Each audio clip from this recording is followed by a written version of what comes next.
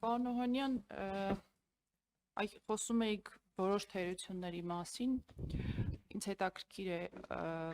որպես փորձառու վաստակ ունեցող քաղաքական գործիչ, նաև պետական գործիչ,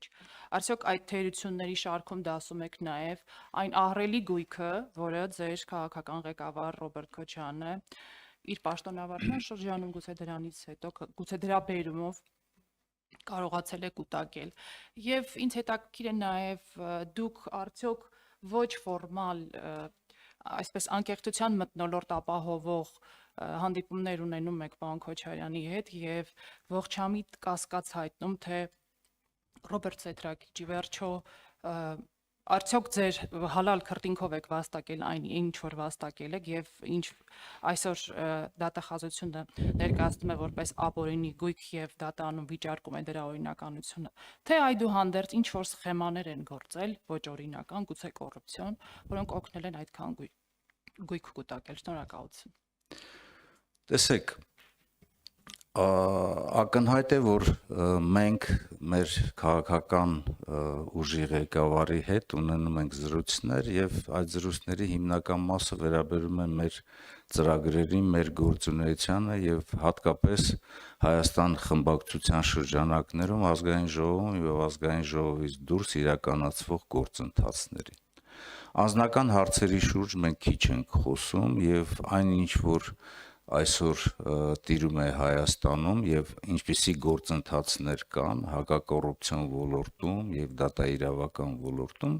դրանք տեսանելի են բոլորի համար եւ դրանց եզրափակման, դրանց պատասխանատվության հարցը իրապահ ոլորտի խնդիրներից է եւ կարծում եմ, որ այդ հարցերի պատասխաններին մեկ անգամ չէ, որ պարոն Քոչարյանը եւ նրա հարազատները պատասխանել են, այնպես որ դատաիրավական գործընթացները ընթանում են, եթե այնտեղ ինչ որ խախտումներ կա, այդ խախտումների շրջանակներում թող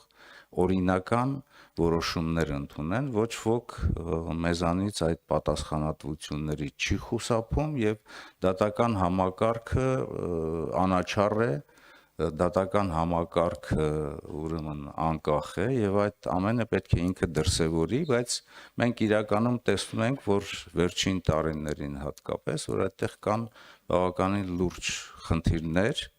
եւ այդ խնդիրների շուրջը մանավանդ այս վերջին քառօրյայի ընթացքում մեր գործընկերները բարձրաձայնեցին, դրանց շատ հարցերին պատասխաններ այդպես էլ չեղավ։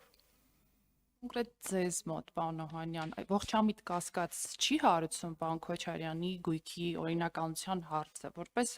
նշում եմ եւս մեկ անգամ փորձառու ճանապարհ անցած քաղաքական գործիչ, ինչ եք կարծում։ Ես արդեն պատասխանեցի, կարծում եմ, որ նրանք գործել են օրինականության շրջանակներում եւ նրանց գործունեությունը եւ նաեւ ձեռքբերումները օրինականության շրջանակներում։